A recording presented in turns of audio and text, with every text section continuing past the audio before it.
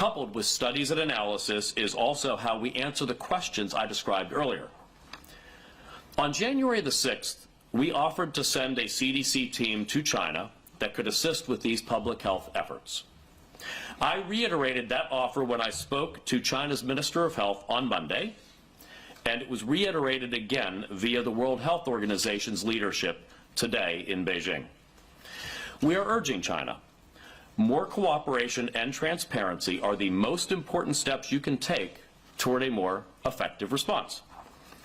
Beyond that, all options for dealing with infectious disease spread have to be on the table, including travel restrictions.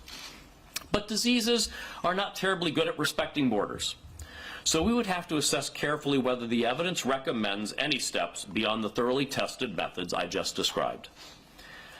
I know this playbook well because I was in the same building here in the 2000s, serving as general counsel and then as deputy secretary alongside some of these very same fine scientists and public health officials when we responded to the SARS outbreak, monkeypox, anthrax attacks, pandemic flu preparedness, and a number of other infectious threats. That has given me a deep appreciation for the institutions that oversee our response. The United States has the world's finest public health system. We've been monitoring this virus and preparing a response since back in December. But it's more than that. Preparing for these kinds of outbreaks is part of the daily life at HHS and for America's public health professionals. Preparedness is a day job around here.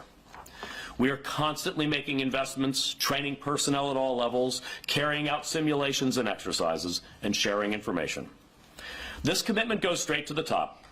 The President and I have been speaking regularly about this outbreak, and I have been speaking with the senior officials at HHS and the White House multiple times each day since the outbreak began to represent an international threat.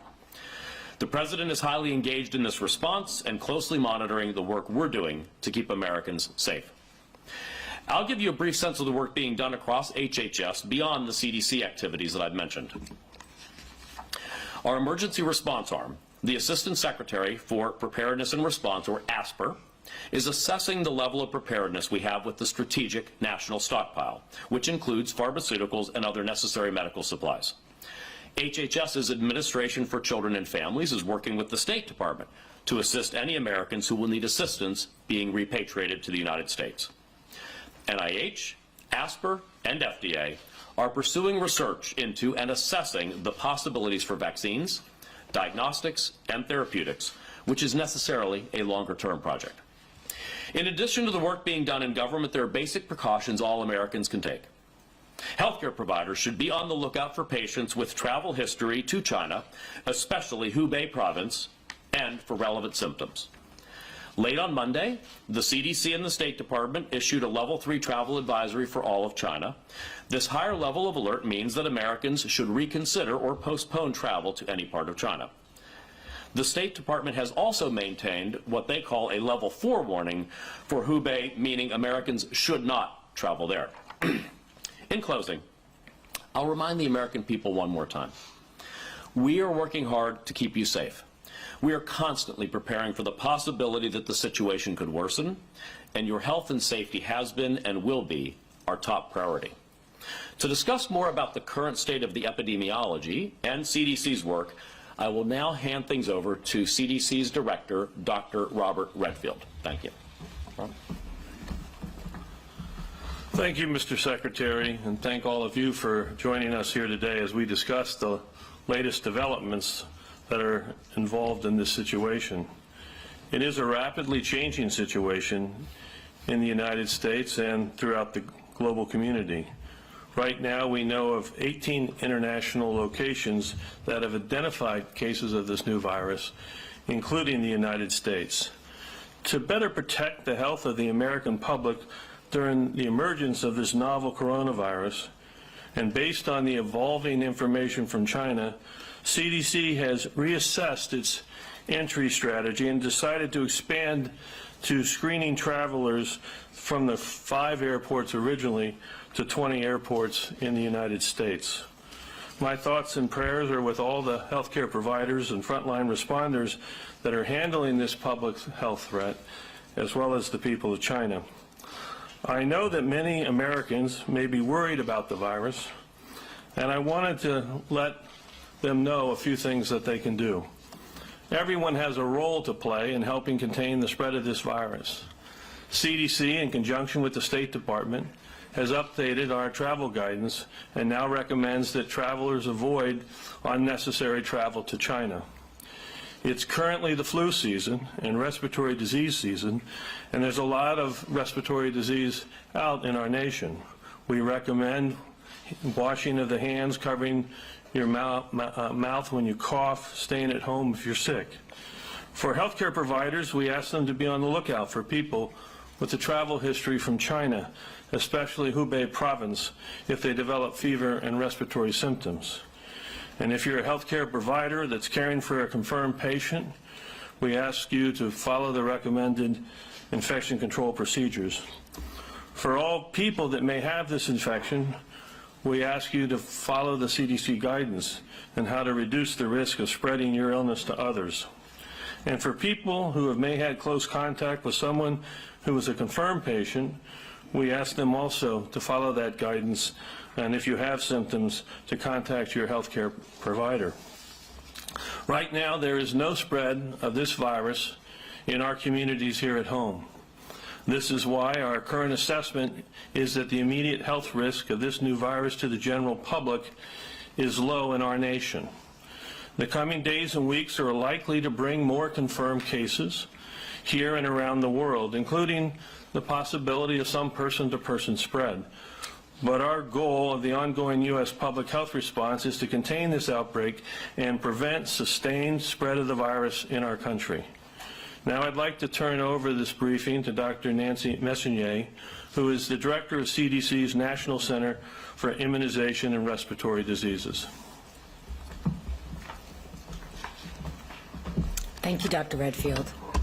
I want to take a few minutes and let you know what the CDC teams on the ground in Arizona, California, Illinois, and Washington State have been doing to assist the state and local public health department contact investigations. Contact investigation means tracing everyone who comes in direct contact with the confirmed case of this new virus.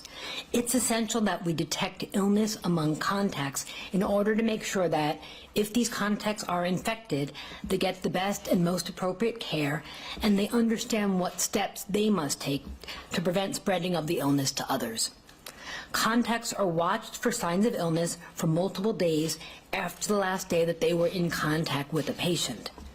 If the contact develops a fever or respiratory symptoms, they will be tested to see if they are also infected. Right now, we have only a handful of patients with this new virus in the United States. We're conducting contact tracing for every one of those patients because we still think this strategy will allow us to contain the outbreak. I want to thank the patients here in the U.S. that have this new virus, as well as their close contacts, for their cooperation during these investigations. I also want to take a minute to thank our public health colleagues at the state and local level, as well as all the healthcare staff who have been caring for these patients. Our ability to coordinate and react this quickly is entirely dependent on those collaborations. The we here is not CDC in isolation, but our state, local, and territorial partners, as well as other federal agencies. As Dr. Redfield said, right now we think the risk to the general public in the United States is low. But risk is dependent on exposure, and while the vast majority of Americans will not have any exposure, some people will, and therefore will be at greater risk of infection. For example, healthcare workers caring for patients with confirmed infection and other close contacts. They need to be vigilant, and the people around them need to be vigilant. As the Secretary said, there is much we need to learn. Every day we learn more, and every day we assess to see if our guidance or our response can be improved. As this response evolves, CDC will continue its aggressive public health response strategy, working to protect the health and safety of the American public. I'll now turn it over to Dr. Fauci. Thank you, Mr. Secretary. Nancy, I'm going to give you a brief snapshot of the countermeasures in the form of diagnostics, therapeutics, and vaccines that are being investigated and pursued by the NIH, by our grantees, contractors, and by our collaborators in industry. First, with regard to diagnostics, the CDC has rapidly developed a diagnostic based on the published sequence of the virus. The NIH, together with the CDC, will be working on next-generation diagnostics that are more point of care so that we can get them more distributed to people throughout the country and the world. Next is therapeutics. There is no proven therapy for coronavirus infection.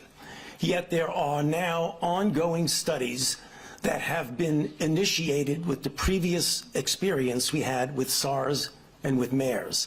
For example, back then and between those outbreaks and the current one, a number of antiviral drugs have been tested in vitro, in some animal models, and even in the field, anecdotally, with historic controls.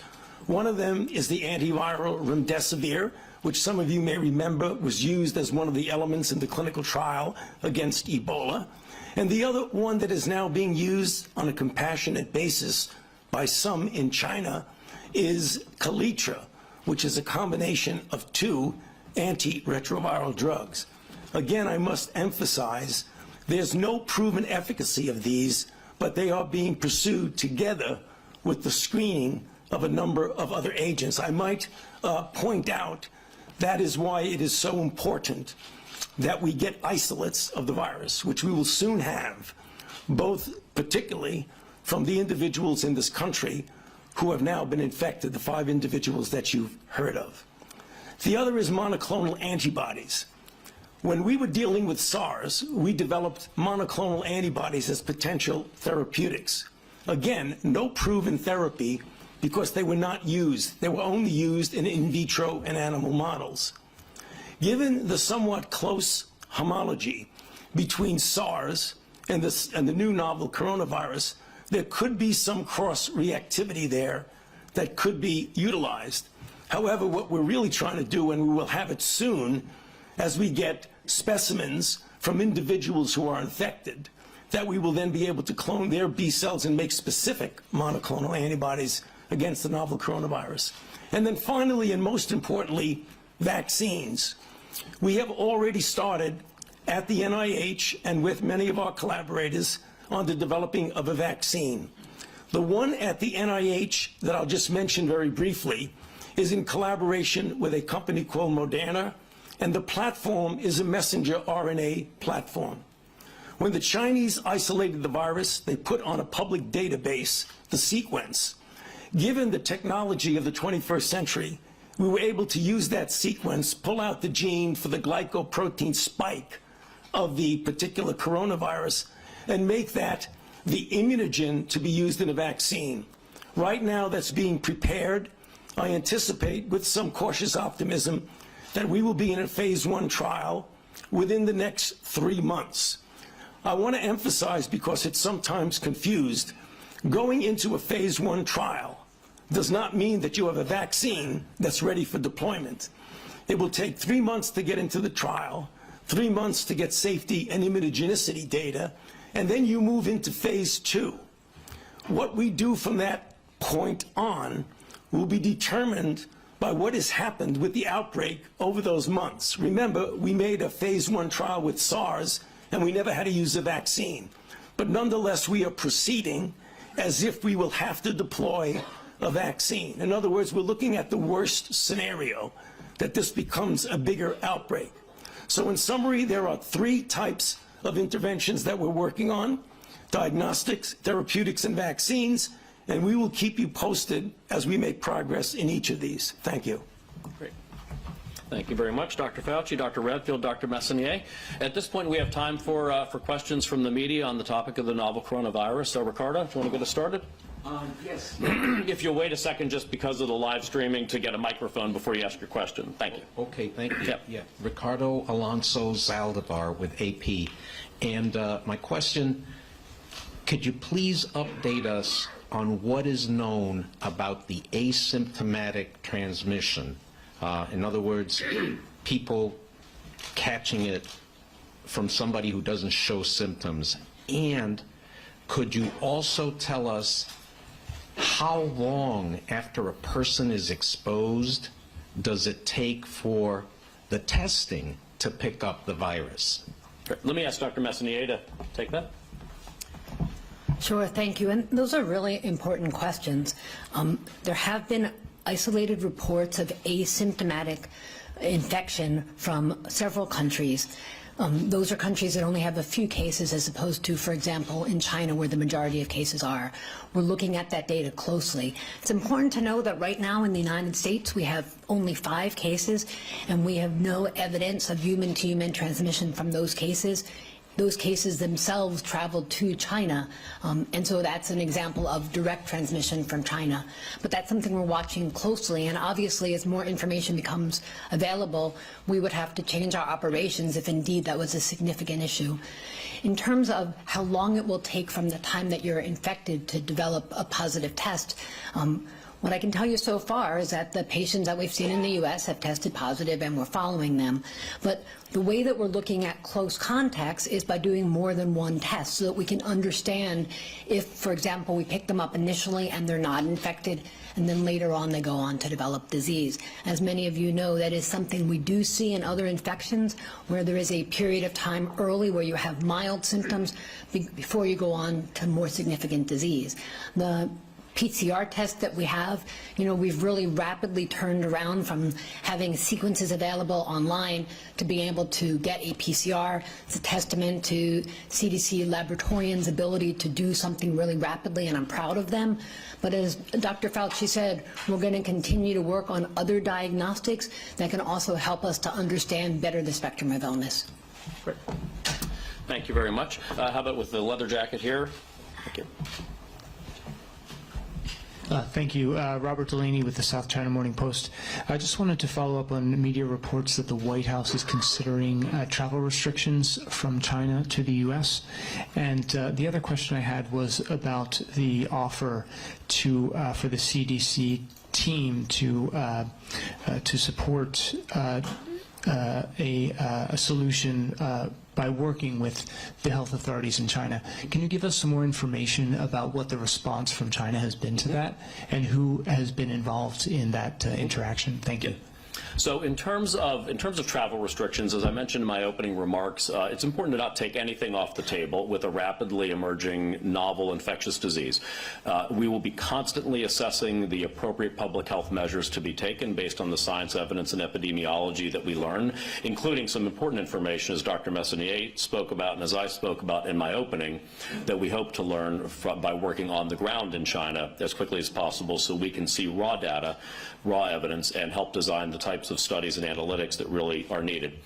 That leads to your second question, which is the offer that we have made, which we do hope that the Chinese government will take us up on, that CDC experts are standing by, ready, willing, able to go immediately to China, either on a bilateral basis or under the auspices of the World Health Organization.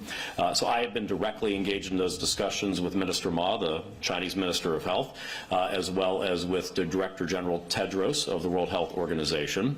And Director General Tedros just had meetings this morning in China, so what would be Tuesday morning in China, with senior-most officials. I found my interactions with the Chinese government to be very productive and cooperative, and I am hopeful that we'll have a positive resolution and be able to deploy, especially under the auspices of the World Health Organization.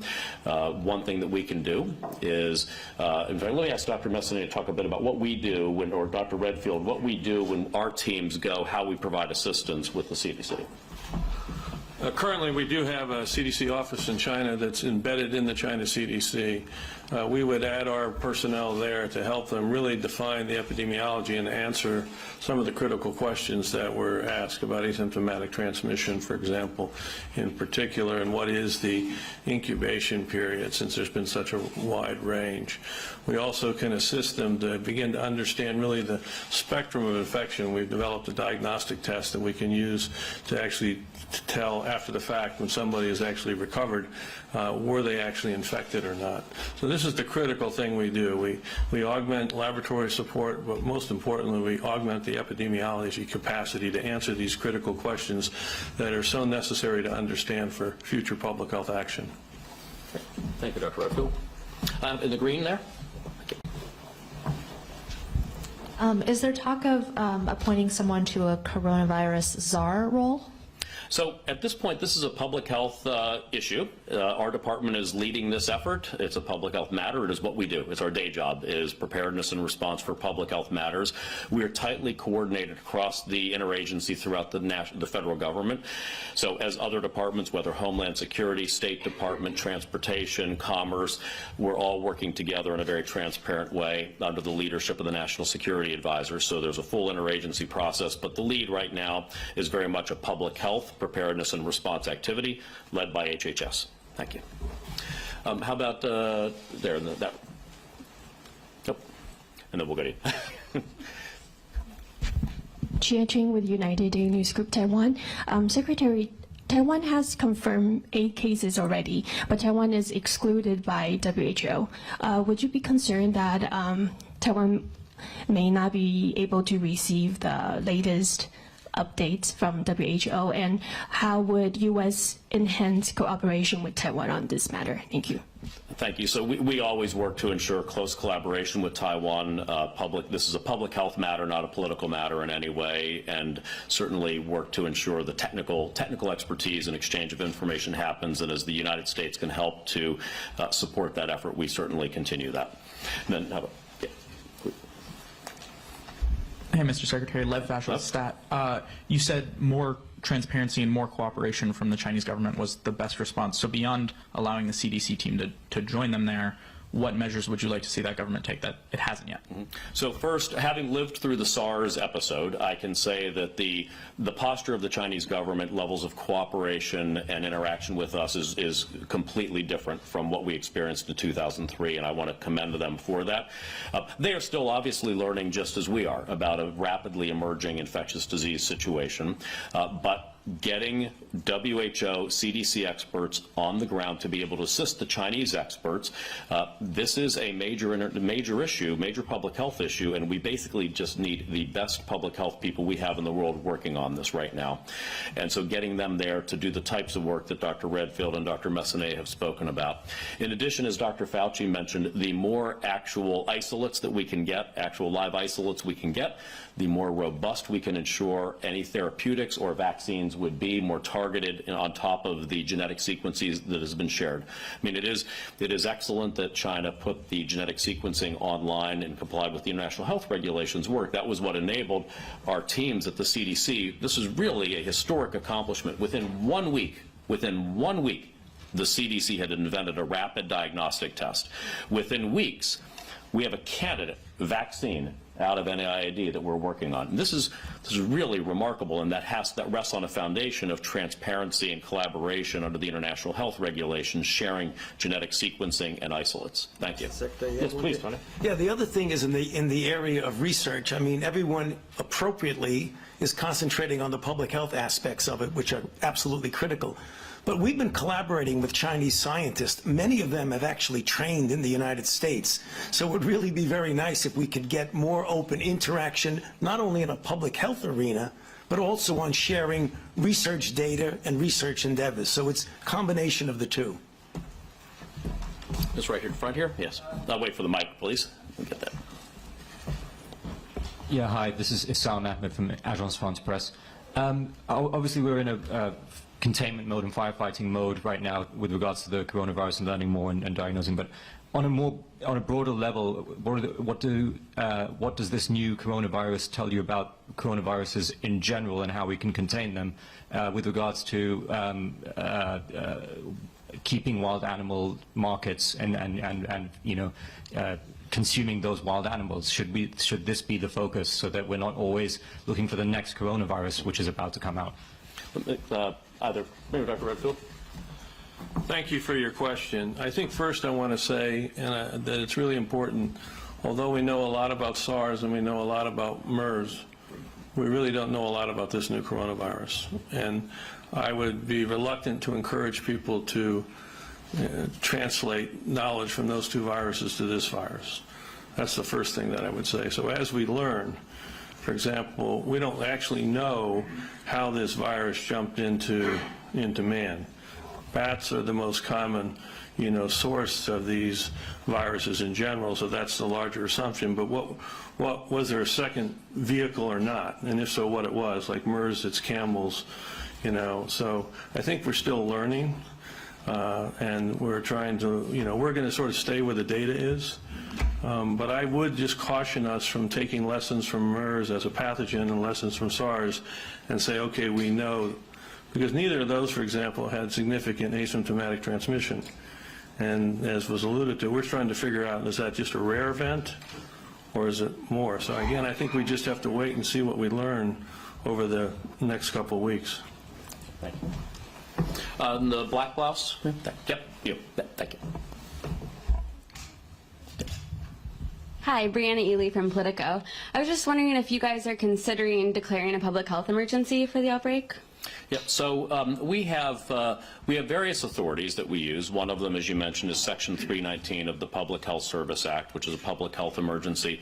I will use that authority whenever it's recommended by our public health officials that they believe any incident is of sufficient stature to invoke it, as well as when the authorities implicated by that are necessary. I think it's very important to remember where we are right now. We have 5 cases in the United States, each of those individuals with direct contact with Wuhan, and no person-to-person transmission in the United States. But I won't hesitate at all to invoke any authorities I need to ensure that we're taking all steps to protect the American people. Won't hesitate in the least, but I'll do it when it's appropriate under the standards that we have and the authorities that I need. Yes, in the front here. Wendy Jones, NBC. When will the additional airport screenings start? And the current charter plane returning from Wuhan with Americans, will those people go into quarantine in California, and for how long? Let me ask Dr. Messonnier if you could take as much of that as you'd like. Sure. Let me take the first part, which is, as you know, we have been over the past week doing enhanced screening at 5 airports, specifically around travelers returning from Wuhan. What we're doing is expanding our activities to 20 quarantine stations and really building on our regular day-to-day activities at those quarantine stations. So our regular activities at quarantine stations focus on identifying ill patients, and that's what we're going to be doing here, identifying ill travelers returning from China so that we can make sure that they're appropriately treated so that they don't pass on this illness to others. But also it's an incredibly important opportunity for us to educate those returning travelers about the signs and symptoms of this novel coronavirus. They are an important part of the equation. We want travelers to understand that even if they don't have symptoms when they come back to the United States, if they develop symptoms, they should contact their healthcare provider immediately. So that's a really important part of this expansion, identification of ill passengers, but an opportunity to educate them so that they can be part of helping us contain this disease. And then with regard to the flight of individuals who are connected to the U.S. Embassy consulate in Wuhan returning with family members, we will be heavily engaged with that flight and the transport of those individuals. They'll be screened, evaluated constantly. There will be physicians on the flight. And we'll take whatever the appropriate evidence-based public health measures are with them as we would in any other situation. So that'll all be dependent on what we learn as we screen, speak to people, as we do the type of evaluation we would do in any type of infectious disease contact tracing type activity. In the back there with Ty. Hi, Jason Barty from Think Global Health. I wanted to ask about the rapid diagnostic test. Is it going to be used for routine screening, and can you comment on the efficacy of the diagnostic, given that the rapid flu test produces false negatives, I've read? Nancy. Yeah, thanks for allowing me to clarify. This isn't the same thing as a rapid flu test. I'm calling it a rapid test, but sort of it's technically an RT-PCR, a rapid real-time PCR. This is a test that is much more sensitive and specific than some of the rapid flu tests. Right now, it's only available at CDC, and that's really because before we roll it out to our local partners, we want to make sure that it is as good as possible. You know, developing a rapid test this quickly is hard, And if we're going to pull it out farther than CDC, we want to be sure that it has appropriate sensitivity and specificity. In this kind of situation, is it exceedingly important that we don't misdiagnose somebody and say that they don't have disease when they do, or alternatively, scare them when we do so unnecessarily. We are moving as quickly as possible to get that test closer to where the patients are, and I expect that to be available more locally within a week or two. And then hopefully, eventually, as Dr. Fauci was talking about, there'll be more availability of these tests through other means. But the CDC test, as quickly as possible, we're getting it more local. In the back there next to Yasmin? Yeah, thank you. Hi, Lenny Bernstein at the Post. Over the weekend, there began to be concerns about containment within China. What's the latest thinking on that? Are you feeling any different than, say, Saturday or Sunday about the possibility of this being contained within China? And given how few infections are outside the country and no deaths, does that tell us anything about the lethality of the virus? So it's obviously spreading rapidly within China. I think at this point, I believe close to 50% of the new cases are outside of the Wuhan province, where we've been focused on. But let me ask Hubei province with Wuhan in it. Let me ask Dr. Redfield if he could talk a bit about the evolving nature of the disease over the days. It's clear that the outbreak in China is continuing. I think those of you who are following the case numbers know there was, I think, almost 1,700 new reported cases in the last 24 hours.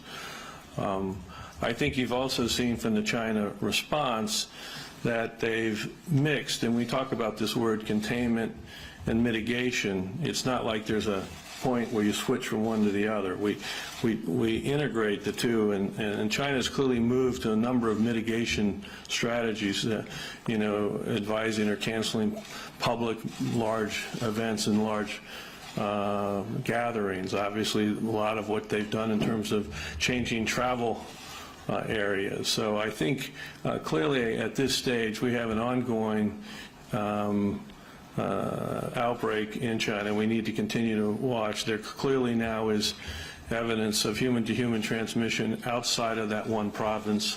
There's now over 30 provinces in China that report cases. So again, this is one of the reasons we're hopeful that we can get our experts in to work alongside to help try to get a handle on helping them with their broader containment strategy. But I do think it's a merged thing between what they're doing from containment and how they're starting to do certain mitigation strategies. Up in the front here. Yes. Oh, wait, we'll go here first in the front, and then the other front. Hi. Tom Rousey, ABC 7 News. I had a question. Drugstores are reporting they've had a run on people buying masks to protect themselves. Is that helpful at all? No, it is unnecessary. As we said, in the United States, the risk to any individual American is extremely low. We are taking the steps to be prepared for this. We are taking aggressive action, but the individual American, this should not be an impact on their day-to-day life. And so that would be an unnecessary step. Thank you. And that will go. What is the proper, Peter Nicholas from The Atlantic, what is the proper role for the U.S. President in the face of a disease like this, and what is the message that he should be communicating right now? Well, I think for any of us, the proper role is to ensure that we're being open and transparent. The mantra we want to have is that we're giving you the information we have when we have it, so that you and the American public know what we're learning, know how we're thinking, how we're addressing the problem. And we want to, it's always a balance. It's very difficult to make predictions with an emerging infectious disease. Viruses are unpredictable, and so that's why the message is a potentially very serious health issue. But at the moment, there's nothing individual Americans should be worried about, but that's at the moment. And just know that you have the most experienced team in the world on this, prepared on this. This is what we do at the Department of Health and Human Services, as well as our other partners in the interagency. Thank you. Let me go right there. Yes. Oh. Hi. Sorry. That's right. We'll get both. Jeannie Bauman with Bloomberg Law. I was wondering, with the 20 quarantine, the expansion to 20 airports, what percentage of passengers you're able to get to screen coming in from China, if there are plans still to screen all passengers from China, and when you might make a decision on that, if you're planning to do so. So I'll ask Dr. Messonnier to clarify on this, but It's important to remember the first 5 airports were the airports where most of the flights directly from Wuhan to the United States came into, and those individuals received active interview, screening, et cetera, as well as educating for for any follow-on disease or symptoms that they might have. The expansion to the 20 airports, now there are no longer flights coming from Wuhan to the United States. At this point, these 20 quarantine stations are our active quarantine stations. We have enhanced staffing there, and at those quarantine stations, we monitor for any signs of illness from any individual coming from China, but also just generally, we're always on the lookout, that's what we do, on the lookout for anyone coming into the country who's presenting signs and symptoms of disease, working very closely with our partners at Customs and Border Patrol, for instance, as well as information received from pilots or flight attendants, crews of airliners. Let me ask Dr. Messonnier if there's any other clarification on that. And just maybe the clarification that think of screening as part of a layered approach that we use to protect Americans. And so screening at the airport is an opportunity to identify ill passengers, an opportunity to educate people. But we know that several of our patients who, of the 5 patients that we have in the U.S. now, came into the U.S. before we had stood up screening, didn't have symptoms at the airport. They themselves understood that they were potentially at risk, and when they had respiratory symptoms, they told their healthcare providers. That's how they were identified, diagnosed, and that's how we're able to work to control this outbreak. So screening at the airport is important. Screening passengers returning from China will be something that we'll be starting on a rolling basis to enhance our activity at all 20 of those quarantine stations, but it is only one piece of a multi-layered strategy. And then we can go to the, thank you. Rita Chen with Radio Free Asia. I would like to follow up on the U.S. evacuate its own citizen from Wuhan. And the WHO Director General just addressed that he thinks that the action like that is unnecessary. So what's your response to that? And do you trust the WHO and China's ability of managing the crisis this time? Thank you.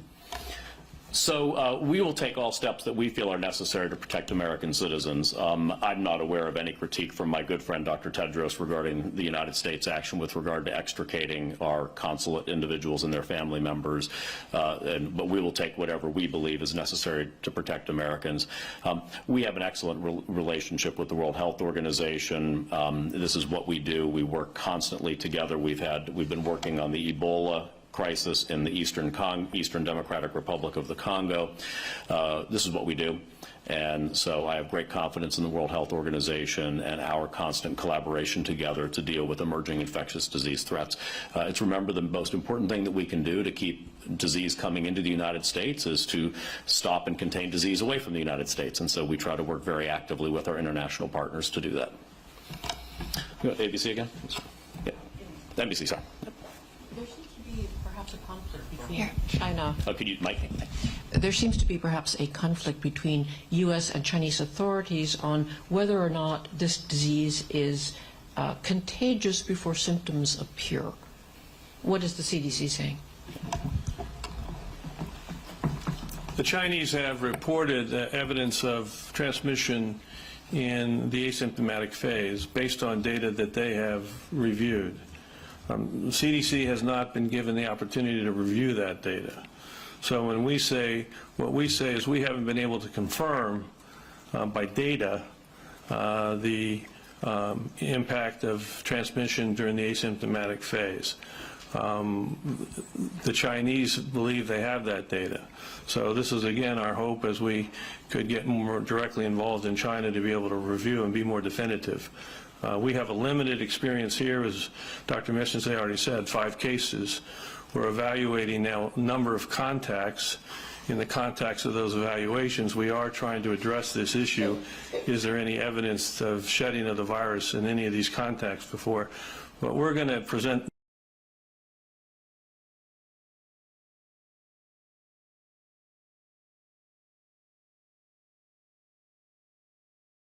to confirm that conclusion.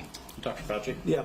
To just add one thing that seems to get lost in that question is that, as Bob said, and I agree, we would really like to see the data, because if there is asymptomatic transmission, it impacts certain policies you do regarding screening, et cetera. But the one thing historically people need to realize, that even if there is some asymptomatic transmission, in all the history of respiratory-borne viruses of any type, asymptomatic transmission has never been the driver of outbreaks. The driver of outbreaks is always a symptomatic person. Even if there's a rare asymptomatic person that might transmit, an epidemic is not driven by asymptomatic carriers. Thank you very much. Donna, one last question. Thank you. Okay, thank you. Thank you. Well, the World Health Organization just announced that that China has agreed to let experts, international experts, go ahead and work there with them. So I wanted to get an update from you on that. And Well, then, I've been standing on the stage, so I didn't hear that. But obviously, if that is the case, delighted with that news, and delighted, and assuming CDC personnel would be part of that, but would be delighted. And then I wanted to ask you about funding. Have you already been in touch with members of Congress about potentially seeking additional funding for the research going on at NIH, or anything else at CDC that they may require, any emergency funding that you may request? So by a declaration that I made, a determination on Saturday under our Infectious Disease Rapid Response Fund that Congress funded in 2019, I was able to, working with OMB, to enable $105 million of funding to be directed towards the response, the preparedness and response activities immediately. We will keep assessing based on the emerging nature of the preparedness and response activities what's needed. I, of course, have various secretarial transfer authorities that, working with, under the direction of OMB and working with Congress, can be implicated. And, of course, we'll work with the Office of Management and Budget if there ever were a need for additional funding from Congress. We'll take the steps necessary to protect the American people. Then funding won't be the barrier to that. Thank you all very much, and we're going to keep doing meetings, conferences. We want to be, as I said, completely transparent with the American people about the situation we're facing, and we'll be learning new information every day as we go through this. But thank you for being here with us today. Thank you.